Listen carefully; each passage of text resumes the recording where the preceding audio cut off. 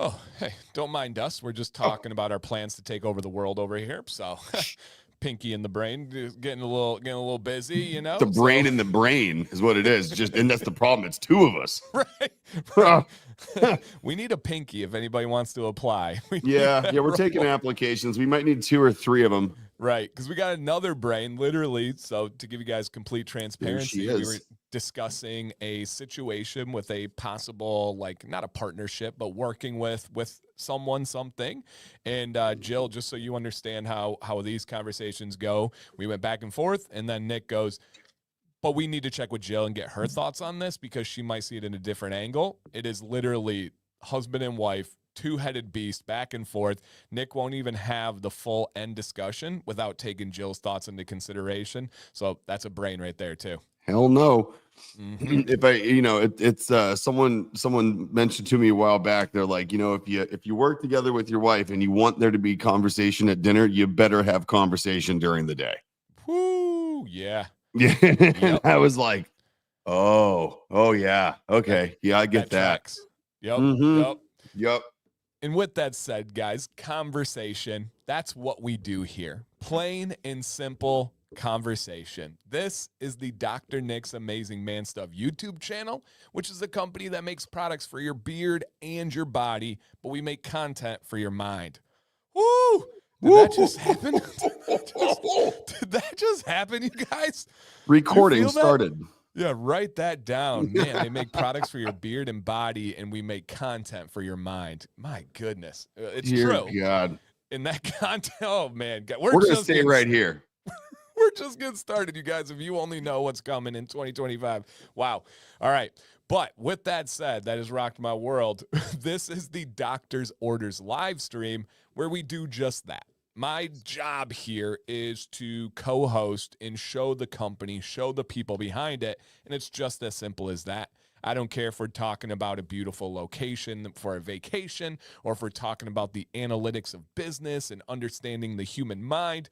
We go in every direction possible, and I do have a feeling now, after 118 hours, we go a little bit more, so it's probably like 130 hours of hearing us conversate, hearing Nick. You have a pretty good feel for a company. And actually, we were just talking about podcasts before.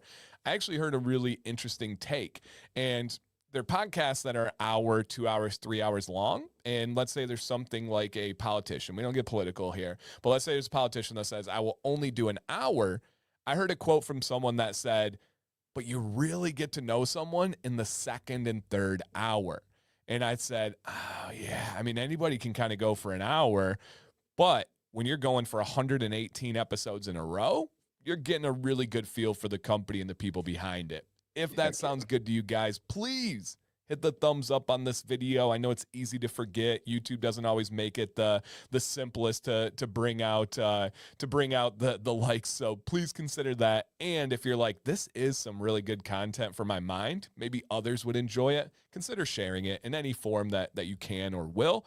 And my name is Dancy Bearded. I make beard content for a living and do much more than that. But the man next to me, same thing. He makes beard products for a living, beard content for a living, and we could go through the resume. All around a caring, thoughtful, and just very intelligent person. Nick, how you doing today, sir? I thought for sure you were talking about somebody else. I was like, all right, when's the third square pop up here? Me? Wow. Yeah, no, things are good, man. It's busy. It's a busy ass time of year. We're still, Jill's still like picking labels out of her hair and shipping glue all over her hands, from tape. But her and Shelly have been busy since Black Friday. That's an understatement. Yeah. So thank you guys for that, keeping them busy, because idle hands are the devil's playground. So we are keeping them busy down there to make sure that no shenanigans happen, which is great. There you go. No, but things are really, really good down there, firing on all cylinders. It's an interesting kind of time of year. We got a bunch of stuff to unpack today. I mean, dear goodness. Yeah. And Jill says, listening while restocking some products. And yeah, I don't know why she would need to restock after like a big Commands Corner recently and then a big Black Friday, Cyber Monday weekend. And we'll talk about that. But real quick, you guys, Dr. Nick's posted today a little teaser. Yesterday, they got in their raw materials that they had been waiting on for butter. There were some delays there. And so Jill's going to be cooking in the kitchen this week, and beard butter is supposed to be restocked at the end of this week. So for those of you that have been looking for that magic butter and waiting for it, at the end of this week, it should be ready to go. It's not fully ready or made yet, but stay tuned, especially on their socials. They'll get word out about that, and we'll give you guys an update on Tuesday of next week. So just heck yeah. Keep that in mind. But Nick, how did the, for people that don't get to experience what it's like to be a company owner, to be someone that's creating products, how did the Black Friday, Small Business Saturday, Cyber Monday weekend go? And then like, what's the chaos of coming into a Monday after that and Thanksgiving wrapped in and all that stuff? Just anything you can share kind of for behind the scenes for people? Yeah, it's so it's interesting. I feel like I almost felt like this year was considerably slower than last year because of how much less chaotic it was. And thankfully, it turns out that it wasn't that it was slower significantly or by any means.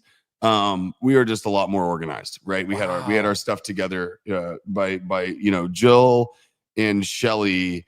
If you look at the efficiencies that they've put in place this year alone compared to where we were last year, I mean, last year was chaos for days after Black Friday. And this was, we had, Shelly was in here dealing with a lot of shipping last week from Commands Corner. We had all of that cleared out before Black Friday started. Jill came in and was kind of the little shipping elf in the background to make sure everything was set up for Shelly when she came in over the weekend. But they both spent some time over the weekend, and that really did contribute to yesterday, at least from, for all intents and purposes, being on, pretty much cruise control to get things done. Jill was kind of handling the fires as they popped up, and Shelly was able to kind of move through. But, it's interesting, right? If we're constantly learning, and just like anything, right? You spend the squeaky wheels get the grease, and if you when the dust settles after a big busy run, is really important. Just as important as getting through it and getting people their orders is understanding how to do that process more effectively next time, right? And so, just not spending time on the same issues is kind of the name of the game for us anyway, for like a growth perspective. For me, like more important than revenue growth, I think just as a maturity as a brand, I think it's not about spending less time on problems. It's about not re-spending time on the same problems. And spending time on problems is what you're going to do. That's the gist of running a business. Yep. Right. But so long as you're spending your time on new and exciting problems that aren't the same ones that you've been spending your time dealing with, then you're growing, and that's good. Like incremental growth is good enough for me. We're doing something this year better than we did it last year. I can promise you that much. And by the feel of things, I think it's quite a few things we're doing better than last year. But again, just like life, man, so long as you can kind of go to bed every night knowing that you did at least one thing a little bit better than you did the day before, there's forward motion, it's good. That's very much how I'm feeling like with Dr. Nick's right now. It's that, we're spending time on new issues. We're getting through things faster. People are getting their orders faster. There's been a lot less back and forth with having to figure things out with people this year, which, Right. The storefront side of the situation is doing its job, and it's handling the shipping, and it's doing the things in the rate negotiations that it should be doing is working.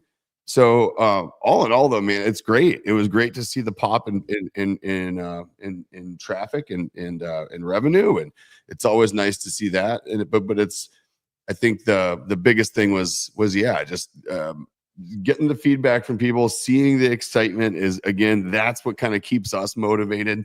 And then just seeing a lot less chaos in comparison to the years before was just nice, right? That's that's crazy nice to hear, because I haven't heard that side of this story yet.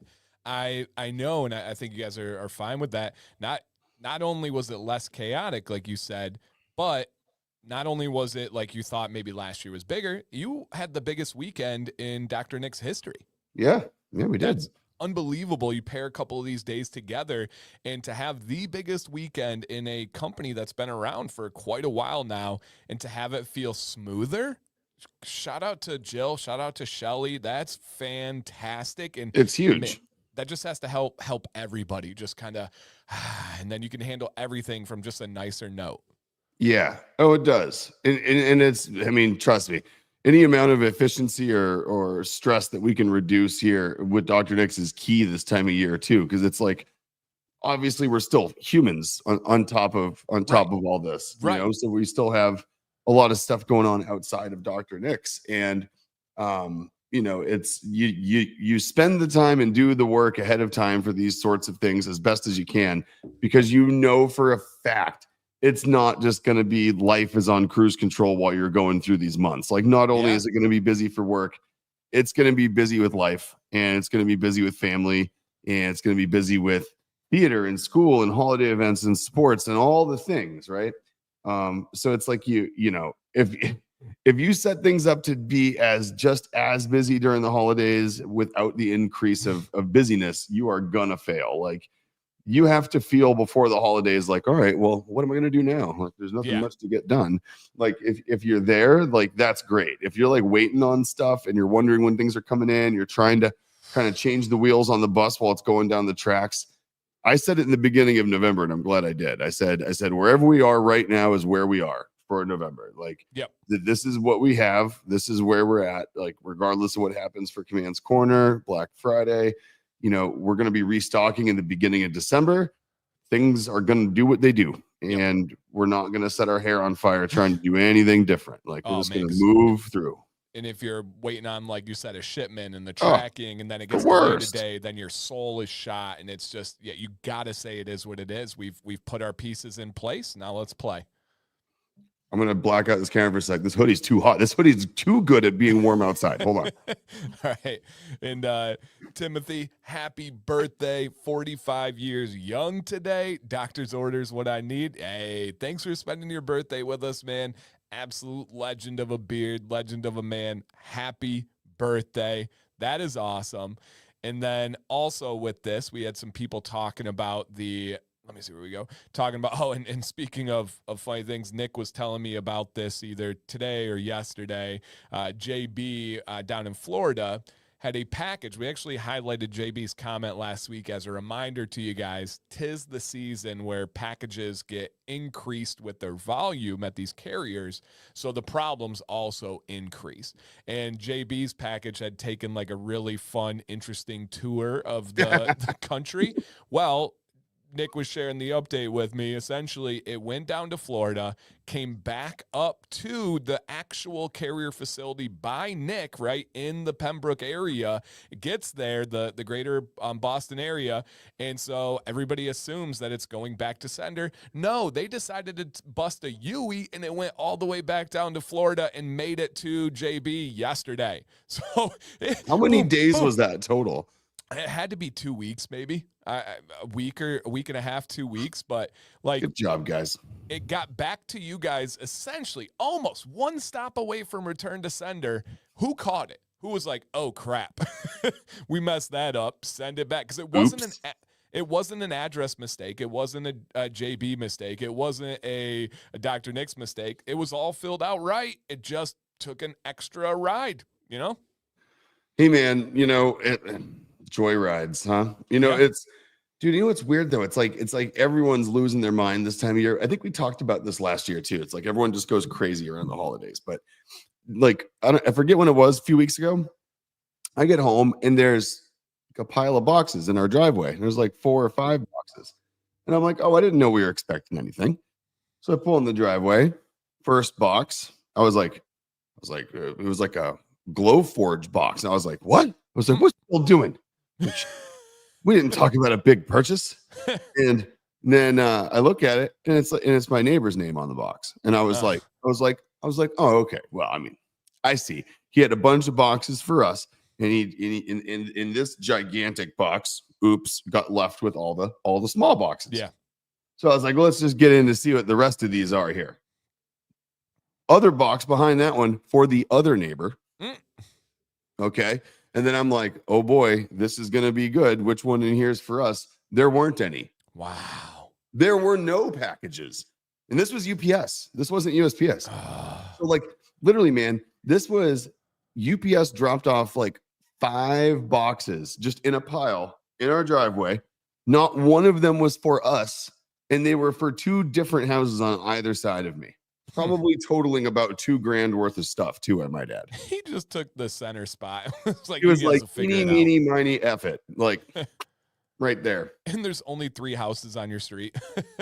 That's a really good point. You know, there's 3 houses in the circle and one kind of at the end. You know, and everyone knows Jimmy's not ordering anything online because it wasn't a jet ski or heavy parts for a truck, so it wasn't for him.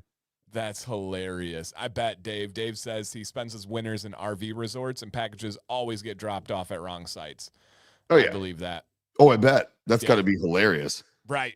You don't even know them. You figure it out. There's got to be some good ones too. Oh, Diablo, thank you, man. Yeah, quick little story here. So Violet had her first day of play therapy today. Went great, and I let her pick out my outfit, and this is her favorite shirt. It's purple, and then the hat that matches it. And yeah, this Capaci. So it's a UK company. They reached out probably about 6 months ago, and they sent me a couple of hats, and they're pretty. I like that front stitch. Yeah.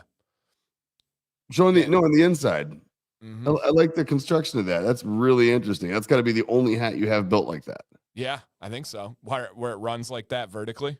No, where it has the horizontal line across the front so low for that front panel. Yeah. Well, it's like, weird. Yeah, I like it. It's cool. Really low. It's my lowest hat by far. But it works situationally. So yeah, I want to see what one of those would look like. It's almost like the old school, like military cap kind of yeah, cut. It's a little bit of throwback, and then here it kind of dips in a little bit, which I like. Gives a little bit of texture, a little bit of character.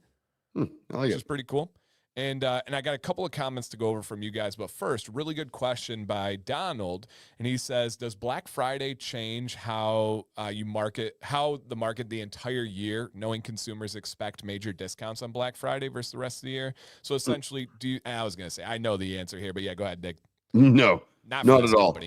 Yeah, so one, I think thinking about anything in November for us, like in March, would require someone having a dedicated job that thinks about things like that. Right. We are very much quarterly from our cycles of things that we can focus on. So that's just, limitation based. No. But more, I guess, importantly than that, anecdotally speaking, no, I don't like that idea because I like being we're pretty flat throughout the year, right? We don't have crazy sales every month. We're not marking off huge batches of product or anything. We don't have shelf life issues where people have to age their inventory out and mark it off 50% to blow it out.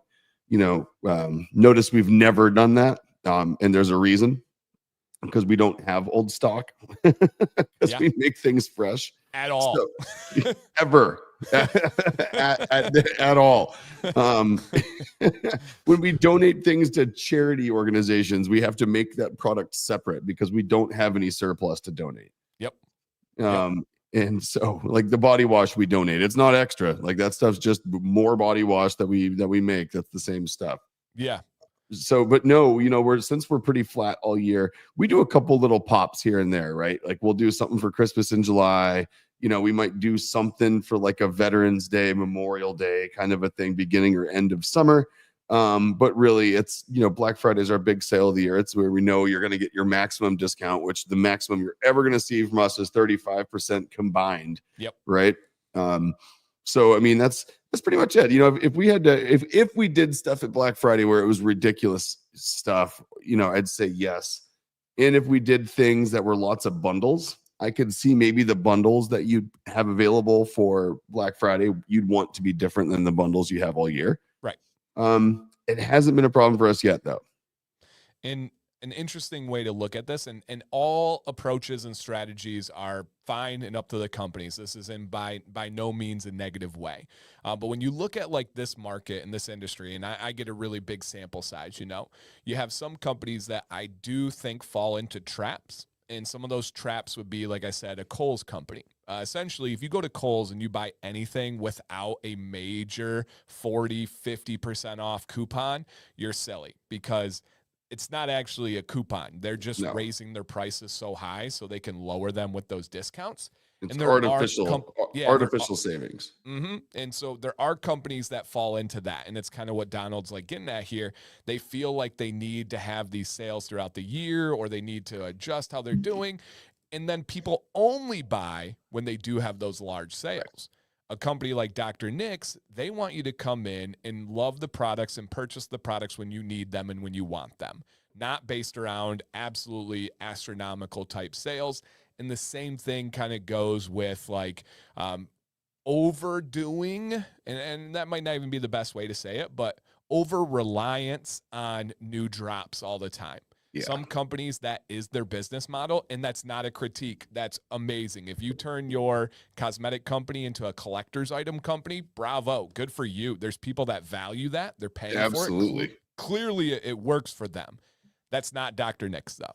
They do not want to be a collector's item, live and breathe on every new drop, every new release. If this one flops, we're in trouble type thing. That's not them. They want to have the products that you love, that you continue to use. And if they run out, you're like, oh no, I'm out of my butter. Not like, oh, I missed that one. I wonder if it was good, and now I have FOMO. They want those consistent customers that come back. And also, again, just to pull back the curtains of transparency, sometimes too far, you guys, you'll hear companies talk a lot about seasonal like changes with beard sales, right? Where it dips real low and gets real high. I can tell you without any specifics, Dr. Nick's does not really suffer through many of those. You're not going to see a massive summer drop. You're not going to see like a Black Friday crazy peak, which again, that will happen. But then to have a peak, a lot of companies just will see about a month of nothing because people buy on Black Friday, then they don't come back for a very long time. That's not the case here. They'll have a huge peak, and then it gets back to baseline and then continues to slowly grow naturally, beautifully. But Dr. Nick's isn't like, all right, we need to ration our revenue because in the summer we're going to be eating like biscuits and ramen and it's going to be really hurting. No, they had a really good summer. Like there's a lot of consistency there. Summer was fantastic. Right. Great question, Donald. And I do think there would be a lot of companies that would have that kind of concept, but not here. Nothing that really is any kind of problem. And yeah, Walter says he prefers consistent products over pumping stuff. And G Squared says, do you remember when JCPenney tried to lower all their prices to get away from sales coupons, and they legit were lower prices, but the customers didn't understand? Yeah, I do. Yep, I do. I remember that confusion. Yeah, 100%. So yeah. That's so great. And now they're bankrupt. Yeah. So maybe the thought is just make good products and sell them for fair prices. Yeah, I mean it's a radical concept. It is. It's kind of crazy. Crazy. All right, couple more comments. We had a few that were all related to one item, just to share the airspace here. And thank you guys for being here. We have over 40 people, and we're just talking like. We're not even going over anything crazy, so thank you guys so much for being here. But Dynamite says, my lady just got some new tats and is using the butter to help heal them. Heck yeah. Your mom says, everybody needs to know the beard butter is the best cuticle treatment on the market. Honestly, JB says, I haven't tried it on my cuticles, but it's amazing in my beard for sure. So this butter, I mean, it continues to get these just wildly passionate like feedback about it. Oh yeah. I mean, the butter is, I mean, it's the product, man. I mean, it's the stuff. And you know what? It should be. More work went into that butter than any other product we have, and it's the amount of research and trial and error Jill did with that is just insane. And it paid off because it truly is, I think, the best thing on the market from a butter standpoint across a lot of different use cases. beyond just beards, right? Between dogs and hands and feet and elbows and pets and kids and scalps. I mean, this stuff works wherever there is dry skin. This butter will fix it. And it's funny. There's a group of guys. This is a peer group that I meet up with, and it's funny. I brought in some butter samples for guys there, and they're like, they get excited about it, and they're not part of like a beard community. Some of these guys are just, they work outside, electricians, they got dry hands. Some of them have short beards. And one of the guys comes up and he was like so intense. He's like, Nick, did you know that this butter, like, it fixes beards? Like, did you know that? And I was like, dude, well, I'm so glad it worked for you. Like, not to be cocky, but I told you it would work, right? Like, I knew it was gonna. And he's like, no. Like, guys, come here. Like, no one understands. I'm not sure your customers know this. Like, this stuff actually works. This stuff works. Like, Nick, this stuff fixed my beard. And I'm like, dude, I know. Like, that's what it does. Like, it fixes beards. And but it was just so funny the way he came at it. He thought he was the first person in history to discover that, like, this butter actually works, and he like sat there talking about it like he's the one that discovered it. And I let him, and it was fantastic. Like, he was just so pumped to have had something that actually worked. Dude, I get that kind of feedback all the time because, and again, I wish I need to do like a full psychological historical breakdown on this with promoting, selling, talking about beard products. We immediately have the barrier to fight that it's snake oil, that it's garbage, that it's just, and even somebody that would meet you and get to know you and think like, wow, Nick is such a nice guy, such a smart guy. So like, but really, he still had those doubts in the back of his mind.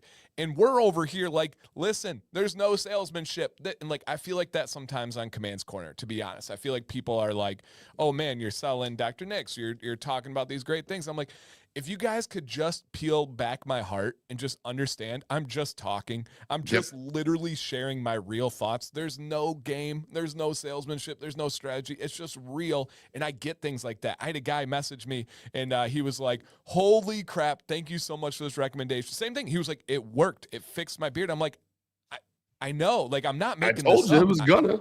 I know my stuff. I know the routines. I know the process. And we're not saying it's miracles. We're not saying it's this, but if you do this, this, and this, here's an outcome that's likely going to happen. And I just wish so badly, it's never going to happen, but I just wish so badly that barrier of entry isn't always a push. Because, for example, if you pitch makeup to a lot of women, to most women, you don't have to be like, hey, listen, this will help you achieve a look that you're going for. It's just intrinsically known that you can change your appearance. You can get this look that you're going for. With beard products, it's not intrinsically known. There is that shadow of doubt always. And so I get those same, that's so funny. I've never been able to put that thought together, but it is. It's like you tell them, they still doubt you. They try it, and it's like their mind is blown that you were right. It was the funniest damn thing ever. I mean, it was like when we were in Daytona and we had that group of bikers that were telling us about how they never thought how essential oils could really help in a product that would make their skin feel better after a long ride. Right. And like, it's like bikers. Yeah. It's like, but it's just so funny because I think it is. I think so many people are selling things out, not just in the beard world, just in life in general, right? It's just everyone's out to sell something, and it's like, very rarely does it work at all. Very rarely, if it does work, is it better than something else that works. Yeah. And then even more rarely does it actually have something that stands out and unique and works better than anything you've tried. And it's like, but all of them claim to do that.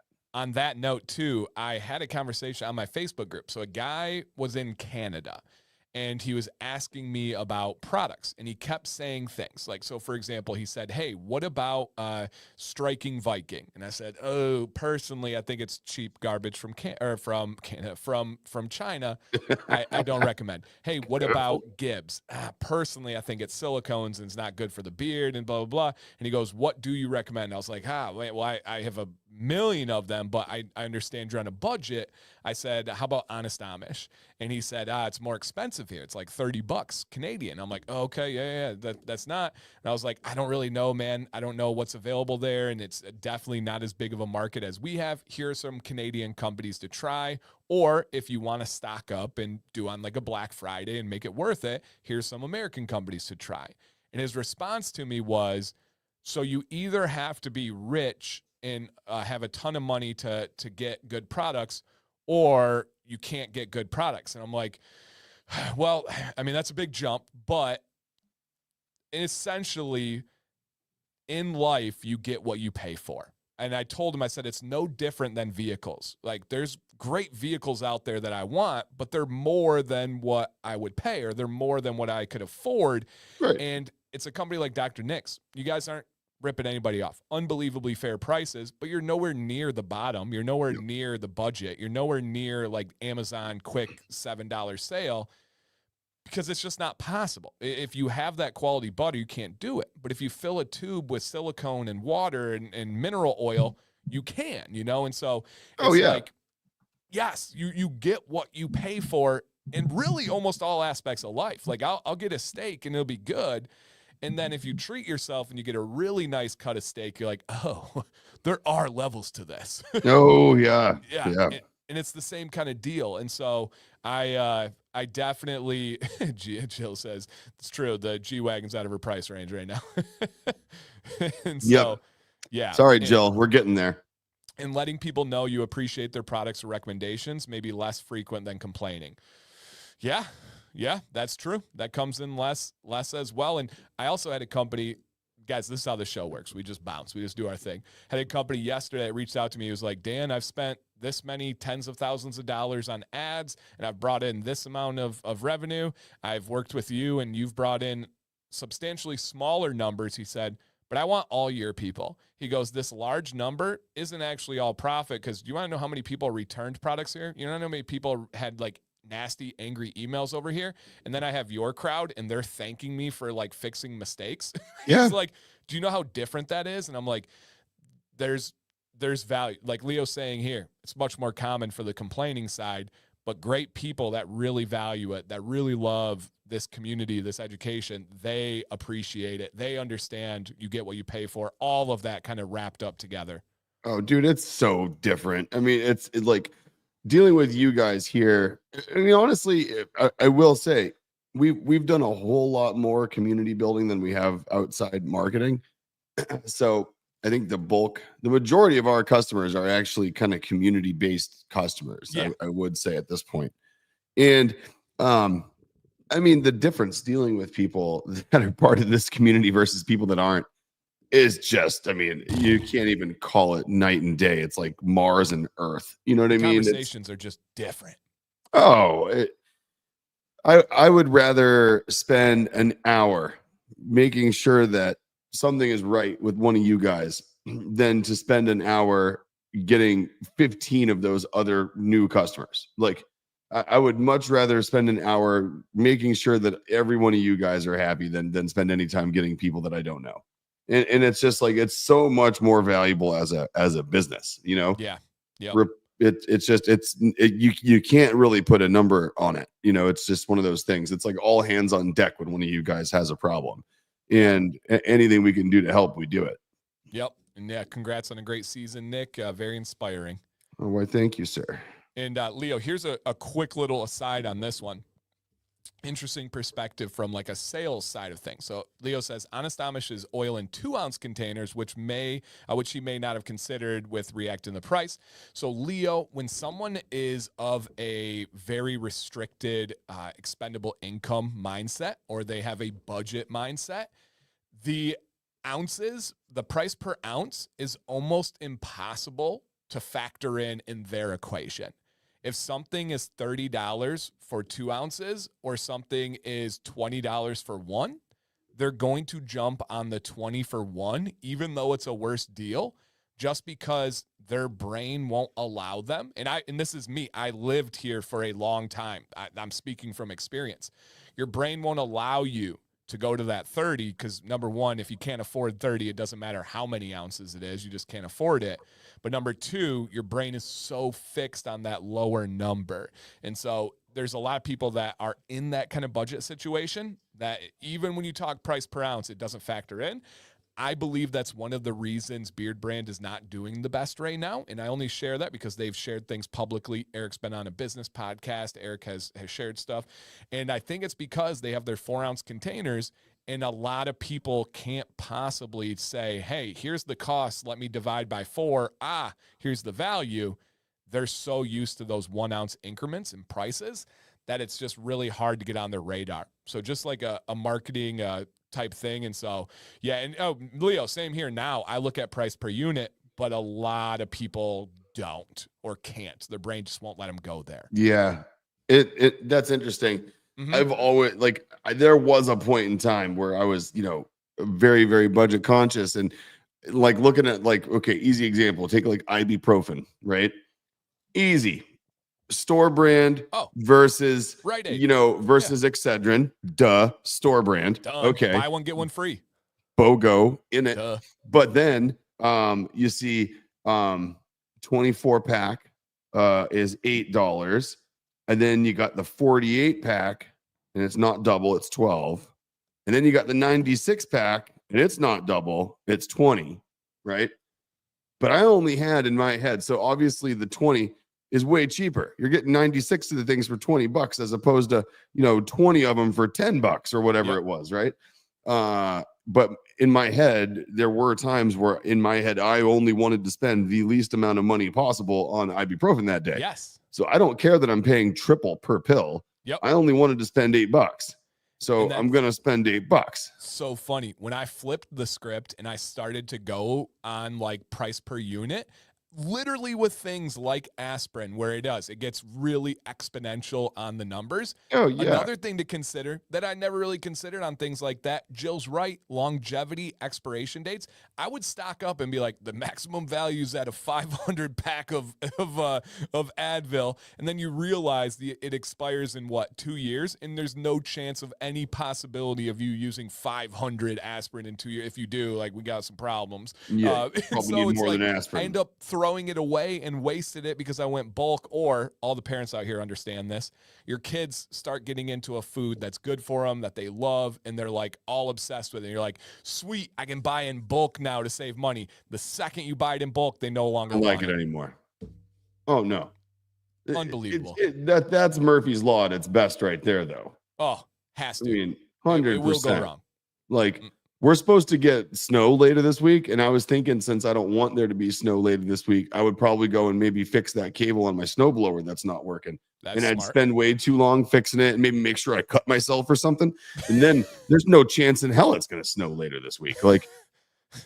Yeah, I mean, that's just how it checks out. Equations work like that. 1 and 1 equal no snow. I mean, that's... Yeah, cuts, time. Yeah, no snow. No. G Squared, another product thing. He said, my wife just told me yesterday my face felt softer than ever. She asked what changed. Legit, she had no idea I started using the face wash again. Less than a week of using, no prompting. Boom. Right there. Yep, aloe. There it is. All right, question, Nick. Are the child-proof droppers going away? Probably not, because they really help in the shipping process of not leaking. Big time. We're not worried about children getting in the bottles. We're worried about the oil coming out of the bottles in an inappropriate time. Yes, right. Especially shipping. Yeah. Primarily before you have it in your hand while in a box. Shipping woes are the frustration, one of the only frustrations of the customer and the company. Usually there's a blame somewhere, right? Usually the customer typed in something wrong, or the company forgot this or that. When it's the shipping one, it's like, you did your part. As the consumer, I did my part, and it's messed up in between us. That's so frustrating. Well, but that's great, because then you guys get along like you got matched on Hate Date, because you both at that point really don't like your carrier. And you can unify on that front of disliking your carrier together. Common enemy. Yeah, exactly. Common enemies are important, and you could at least enjoy that. Yeah. Jill's throwing a wrinkle in, says the new supplier doesn't have childproof pipettes, though. That's true. But the one thing I will say about them is that although they're not childproof, they have that thing where it separates the top from the ring on the outside of the Oh, top. So okay. like when you torque it down, if you try to turn the outside, like it doesn't turn all the way around like a Yeah. childproof, but it rattles a little bit. So like if it Okay. gets knocked around, it doesn't like knock the threads looser. Nice. And I love this. G Squared says that's why you're so refreshing, as you've been honest and transparent from the start. And we've told this story once before, but essentially I got together with Nick 2.5 years ago, and I was like, man, I think I can help with some marketing ideas and some concepts. And Nick's like, all right, let me get ready. All right, let me take notes. What's the big plan? And I was like, oh, no. Like you just need to be yourself. Like Yeah. that you just need to talk. I just, because Nick wasn't in front of people. He wasn't making No. videos. He wasn't doing live streams. He wasn't on posts. And I was like, no, I know you.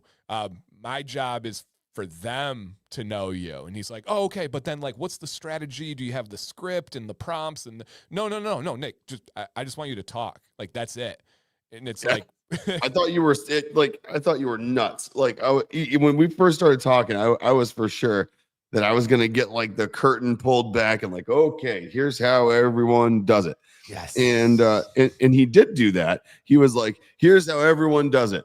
Now here's how we're gonna do it. Yep. And it was like everyone else does this, and they come up with like the narrative, and then you have like your narrative that you drive into like your customer persona, and how do you line up your narrative with your customer?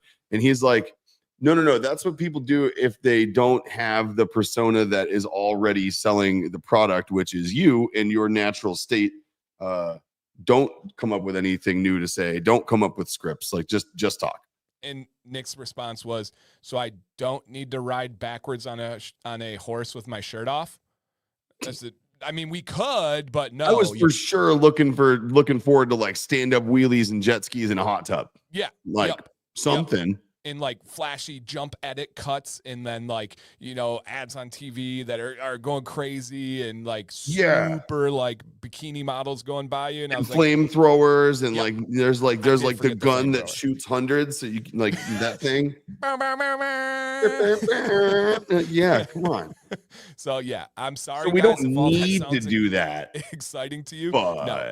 Quite literally, I was like, take it as far as you can. Be as transparent as you absolutely can without giving away all of the like industry secrets of how you make these products and that. And for example, the butter. No, there's never going to be a Dr. Nick's video on how the butter ratio and the process, because there's no one else on the planet making that butter like that on the planet. And so there is a slight boundary, but there other would than be that, pretty quick. right. And other than that, it was just, hey, just talk, just be transparent. And it's been really cool hearing the feedback. And even me personally, people reaching out being like, dude, thank you so much for like bringing this company to my attention. Like, they're the best people. And I'm like, yep, that's what really matters. Dude, and I mean that's the best compliment you can get beyond like best products, best this, best that. What we hear most from people is like they like the human connection they get with us, which is like that's what we like about this business too. Like if we were, there's a million businesses where you can shove things in boxes and pay your bills eventually doing it. I was just gonna say that. Like, I mean, there's a lot of ways you could do that. Probably a whole lot of them are a whole lot more profitable than this too. Right. And I was going to say that. I mean, to be fully transparent, there have been offers to Nick to be able to get much bigger, much faster, much more profit. But the challenge is, can you scale this? Can you scale a lifestyle brand? That's the challenge. And that's the challenge I want. Transparency. Can you scale doing it the right way? Or are you the soap company that started off as a really good soap to show you there's better stuff out there? But then as you scaled with all those commercials and as you scaled with this huge thing, all of a sudden your curing process has changed and the soap's going out soft. All of a sudden the ingredients have magically changed. Or are you a beard product company that got into Target? Dan C. Bearded was your biggest affiliate. You get into Target, you change your ingredients, you change your packaging. He makes an honest review saying it's not as good, and now he's no longer an affiliate. Can you overcome those challenges as you scale in an industry where no one's really done it well? That's the challenge. Can you blaze that trail? And if you know Nick, he's someone that enjoys that kind of thought, enjoys that kind of challenge. You know what I most enjoy about what you just said, and it's a dual outcome enjoyment, and this is the reason I'm giggling about it. I don't know Because where if you're the going with this. answer is yes, that it is possible, then we're gonna do it, right? Mm-hmm. And the best part about the whole thing is that if it's not possible, we're not. Right. And We'll find out. is it possible to scale and get 10 times as big and still maintain this look and feel and maintain the quality and the customer interaction? If the answer is no, then we don't want to scale to that point. Right. Right. And that's the best part about it, is that if it's possible and we can do it, we're going to do it. And if it's not, I think it's almost equally as cool of an outcome, because we've proven that in order to keep this feel, you actually can't go past a certain size. And if you do, you have to be willing to abandon the people that got you there. It's as simple as that. And Dr. Nix is going to find out. And there's been a lot of people that have faced that fork in the road, and they decide more money for my family and food on my table, and they choose it. And I'm not even criticizing that. Honestly, I'm not. No. But it's just not something that Nick and Jill and this company are interested in. And Nick, this sounds like a new chapter in our book right there. Dual outcome enjoyment. Dude, that's it. I already wrote it down. It's I think it's huge, because you can, right? You can have multiple outcomes that you could mark in your brain as successful. Like, I think the crux of lots of disappointment and stress is like having in your brain too crystallized that only one outcome is the successful outcome. Like, you have to have success as the successful outcome and not know what it looks like. Like, that's the important part. Like, you got to know that the desire is to be successful. The desire is to do the right thing. The desire is to be profitable and to grow. But you can't have in your head what any of those outcomes look like, because you might push one away that's the right one because it doesn't match what you have in your head. It's just so important to not have like too much of a definition, I guess, at the end. You don't want to pre-punctuate your sentence of the journey, right? You want to make sure that there's room for a question mark at the end of it. There's room for a dash. There's room for an ampersand, right? It doesn't always have to be the period at the end. So true. And like the butter situation could be almost an example of that dual outcome enjoyment, where let's say the butter didn't sell as well as it did for Command's Corner the week before Black Friday, and there was beard butter in stock for Black Friday weekend. That would have been great too. People would have got it. It would have been a bigger Black Friday weekend. Awesome. But with that not happening, that's not a disappointment, because like Jill said, it sold out before Black Friday because those that know about that butter know, and we're not going to take their chances of waiting for a sale rush on it. So they bought it anyway. That's also an enjoyment of that outcome, even if that's not how it was drawn up or thought it would go. It's so good. Like, sure. If leading up to Command's Corner, would I have liked it if we could have produced double the amount of butter that we did and had it last through both? Absolutely. Yeah. But am I bummed out that something was, something that's so widely appreciated by our customers, was sold out because the people who have grown it to be the product that it is get it, and other people might not. It's the way it is. It's like a bakery, it's like you don't see a baker at the end of the day drinking at the end of a bar all sad because he sold out of all the bread that day. You know what I mean? Like, he did his job. He made bread. People liked it. They bought it. He closed his doors and he went home. Like, 100%. That's what we did last week. We made the butter that we could make with the workflow that we have. We stocked it up. We sold it until it was gone. And then we sat back and dealt with shipping it out. So it's, there's literally no part of it in my mind that I have any regret about. Oh, 100%. And there's a quote that I like, but I'm going to pivot it just a little bit. And it's that comparison is the thief of joy. I also believe that what ifs are the thief of joy. Oh, if you have that weekend and you're looking at, well, what if this? What if that? For me, I do that, and I'm working on it. But what if I did this content at this time? What if I just did this? Would I get more people if I did this and that? That is the thief of joy. That's the thief of appreciation. It's such a killjoy. And it's like that person that that's like that professional wet towel that literally just wants to smother any fire that's burning. It's like, if you in your head, you're like, man, I like the what if thing about, okay, like take content and take Dr. Nick's out of it for a minute and look at something different. Like look at like investing, right? And you're like, oh man, that Bitcoin that I bought for $10,000 is worth 100. Like, sick. And then literally there's that person that would be sitting next to you at a bar looking at you, just made $90,000. You're happier than a pig, and you know what?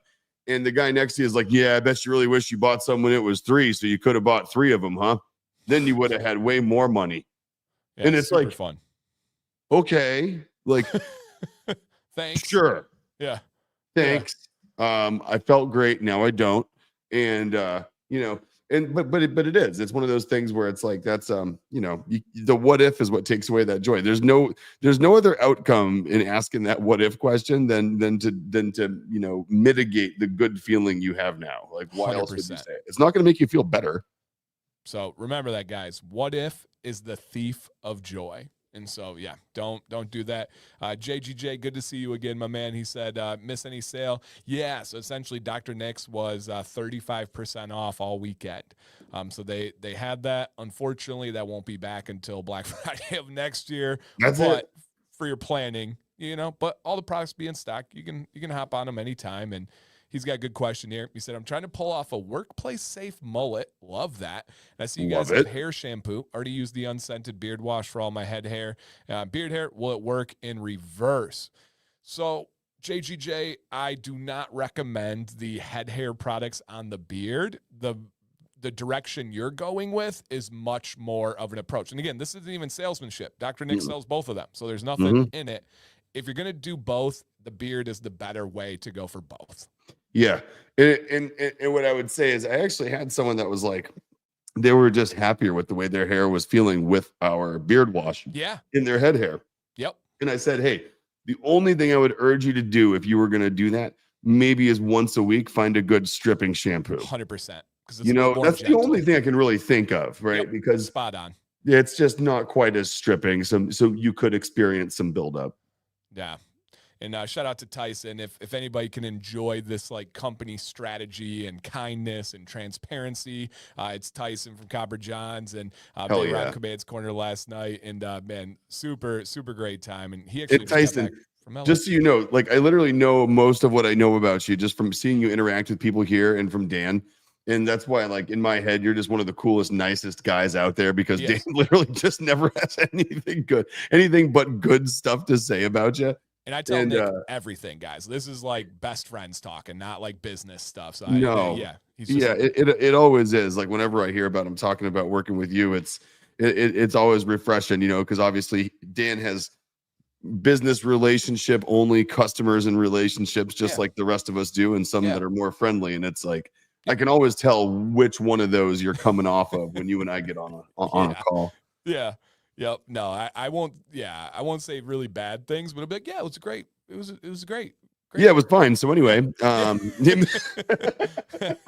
and Gizzard Gary, dude, I used to harp on this a lot more, and I feel like people got annoyed at me, so I stopped. But I should probably bring it back. And he said it's amazing people who won't spend money on good beard products think nothing about spending as much or more at a meal at a restaurant. Even more than that, like. Husband and wife go get Starbucks, quite literally $15, but then they will see $15 beard oil and they'll be like, oh, this is crap. It's like, how long did that Starbucks last you? 30 minutes. All right. Okay. Got it. How long is a 1 ounce quality beard oil going to last you? 30 days minimum. And you're going to enjoy it. You're going to get that use out of it. You're going to look good. You're going to feel good. That Starbucks you forgot about by dinner. It has left your mind. And value equations are so strange with people, Or even like, right, how many times has McDonald's messed up everybody's order in here, but you keep going back? You have one bad experience with a beard product company that's a mom and dad owned shop that has real life problems, that has stuff going on out of their control, and then you're going to slander them online. You're never going to go back to them again. But McDonald's, that's what McDonald's does. It's that like perspective shift is so interesting. So interesting. Dude, it's so funny. Like the value thing too. I've honestly I've started noticing it on something. Once So like it's still super duper, early on to things. It's not like something we're gonna have a stream that talks about this. But um e- since I've stopped drinking alcohol, it's been like the amount of money that's there that I didn't know was going away to alcohol before is just nuts. So like there has been times like coming in this week where I used to try to like buffer how many like smoothies I'd go get like across if I'm in a hurry for lunch and I didn't bring anything with me. The lady across the street, she makes awesome juices and she does like protein shake smoothies. And so like I'll get one of those for lunch or I'll get one on the way in if I'm just starving. And I was like, the other day, I was like, ooh, crap. I think I've already done that like twice this week. I should probably watch it. And is it the end of the world if I do it every day if I felt like it? No. But do I try to like at least pay attention to discretional spending on that kind of stuff? Absolutely. Just like all of us should. And I was thinking about it on the way in and I was like, oh, I've already done it a couple of times this week. I'm like, yeah, but I haven't been drinking $10 beers at lunch. Like I haven't or going on the way home and spending like, $20 real quick and then an extra $60 at dinner. You know what I mean? And so it's like all of a sudden there's an extra $100 there. And if an extra 10 goes away because of, getting some good food in you, it's like, I don't even really like the value equation there. Like I'm starting to see it now. Like I used to Dude, never question how much I crazy. spent on a cocktail or a beer, but I would question how much I was spending on something that's got like plant protein and good juices and alphas and omegas in there that are going to help your brain function the rest of the day. And I'm like, well, that is almost $8. Dude, I don't know. we all do it, and it's It's so so messed weird. up. It's But so messed up. I literally just caught myself. The fact that I've been doing it for 10 years and didn't even realize it. You know what I mean? Like, Yeah, it's so messed up, so and funny. we all do it. So, Command's Corner. This is a true story. I came up with the idea after I left the bar one night, and I was disgusted with the people around me that were drinking and driving. I was disgusted with my bill because I woke up the next morning with a hangover, and I'd spent $100 at the bar and ate horrible food and drank poison. And I Yeah. was like, man, what if, but then when I stopped joining in those bar situations, I missed the camaraderie. I missed the community. Mm. And so I wanted to create a safe place where you could have the camaraderie. We can we talk about, last night I talked about cocaine and like on Florida Man Monday and stuff. Like we can have all these bar conversations. We can have all this camaraderie. Oh, yeah. But in the exact same breath, Yeah. somebody's wife, and this is them talking, not me, somebody's wife will complain about them putting in, let's say, $100 order on a Command's Corner. But if that same husband went to the bar and had a $100 bar tab, it would not be a thought in the world. That's Mm. normal. He's going Yeah. to watch Monday Night Football. That's a man thing. That's okay. That's normal. But if he's being safer, if he's not drinking poison and he's at home and buying something that makes him look better, feel better, smell We better, better become talk more about that. confidence, it's like he's got a problem. He's spending way too much. But I mean, quite literally, if it was a bar tab for $100, no one looks, nobody thinks, nobody bats an eye, and it's an entire perspective shift that's so entirely messed up, so messed up. Dude, it's so funny. Like I say, and we'll definitely in G squared, we'll definitely have a stream talking about it for sure. But it's just nuts. Like I'm one of those people that try to be pretty pragmatic when I'm thinking about most things, but I even catch myself, it's just like you don't realize the stuff that you just don't question. And then the things you do sometimes it's just so off balance. It's fun when you find them though, because you're like, oh man, I've been doing that kind of backwards for a while. It's the best when you find it, and you can at It least is. admit it to yourself. And yeah, guys, I have the full wheel ready to go, but we are already past time, which is absolutely insanity. And you guys had just better topics. I'll just be honest. You just had better things to talk about than the wheel. So we just kept going. And that's how it goes. Yeah. And I would, yeah. So yeah, G squared says, my wife would always say $100 on beard care. Cool. You spent how much at the bar? That's great. That's the way it should be. Right? Good. That's the way it should be. One last topic, just because I love this one and I got a literal timing story on this one. So Donald says tangent, and we'll make it quick, guys, because we can't keep it too long here. But why has the holidays turned into what you buy for people as a gift and the expectations of getting gifts versus family time and helping others? So real quick aside, Sam and I don't buy each other gifts. That's just not our thing. We just don't do that. And it's not like we're like fighting the system. We just don't do it. It's just not our thing. Not well, if we have a birthday, we travel. If Sam has her birthday and wants to do something, we go somewhere. We make memories. We do that kind of thing. So Sam was at soccer last night. Nobody's in here. I'm not going to say any names, but there's a couple that we like. And they got to talking about their holiday gift spending. And the husband said, I make more money than you. You don't need to get me as many gifts, which prompted to talk about they have separate bank accounts. And I was like, I can't handle that. I can't handle the idea. Which bills get paid out of like which accounts and like who, how do you, what?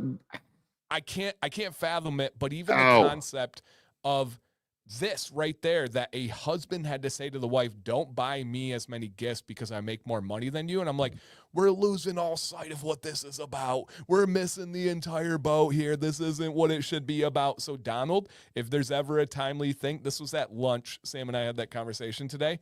I couldn't agree more. It's like, I feel like we lost that aspect. And at least my family, we're fighting. We're doing our little part on it, trying to remember. Yeah, dude, it's brutal. Jill and I, we because Jack's and so we buy each other usually like something. We'll set like a thing, and it's like we buy each other one thing, or once in a while it'll be like something that we want to get ourselves and to make the morning on Christmas more fun for Jack. We'll know exactly what we're getting each other because we were just going to buy it for ourselves, but we'll put it in boxes and open it. Yeah, and that's great.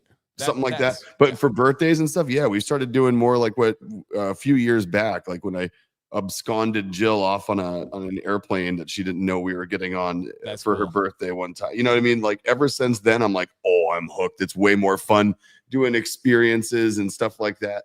Yep. It's the way to go. You know what's funny? We had a 12-year-old in the car with us earlier this week, and it was Jack's friend, one of his friends from down the street, and they are awesome. And we brought up something. I think Jill brought up like, "What's your favorite holiday?" And Ella says, "Oh, it's definitely Halloween and Christmas." She's like, because they both have something in common. And we're like, really? And she's like, yeah, the decorations. She's like, Halloween, you get to decorate. Christmas, you get to decorate. And the only reason Christmas is better is because of all the family and food. That's a freaking awesome answer. She's 12. Wow. She didn't say anything about presents. She literally was like, I like these two holidays because of decorations, but I like Christmas better because it has better food and more family. That's fantastic. It's like, that is freaking cool. Like, I love that. There maybe is just a little bit of hope there somewhere. Yeah, no, we're good. We're good. Yeah, I love that. All right, guys, I truly hate to do this, but we are overtime. You're welcome for the bonus. I'm just kidding. We are overtime, and I just want to say thank you, guys. There was no roadmap to today's conversations, but somehow it ended exactly where it needed to, and you guys brought us to all the topics. When Nick has like several layers of notes from a stream, that's a good day. That's a really, really good day, you guys. Front and back. And so for me, just straight up, thank you. What a great like beard November season, now into December. Let's keep it going. Let's keep being positive. Let's keep helping people. And we keep doing our part. It all adds up, guys. So from me to you, thank you. I'll kick it over to Nick for the final words before we see you guys next week. Oh, man. Just thank you guys for an awesome holiday season so far. It's like we're officially halfway through it, right? We got Thanksgiving and Black Friday, Cyber Monday. It's all behind us. Check. We got Christmas coming up. And it's going to be fantastic. So thanks for an awesome just Grovember, right? It's always awesome to see like the community grow, and I can safely say that this year the community grew quite a bit, and you guys supporting each other and just being good to each other, being good to us. That's what it's all about this time of year, and it's great to see it. So thanks for an awesome kickoff to the season here, and we will see you next week when our hair is a little less on fire and Jill can breathe again. So thanks again, guys. All right, guys.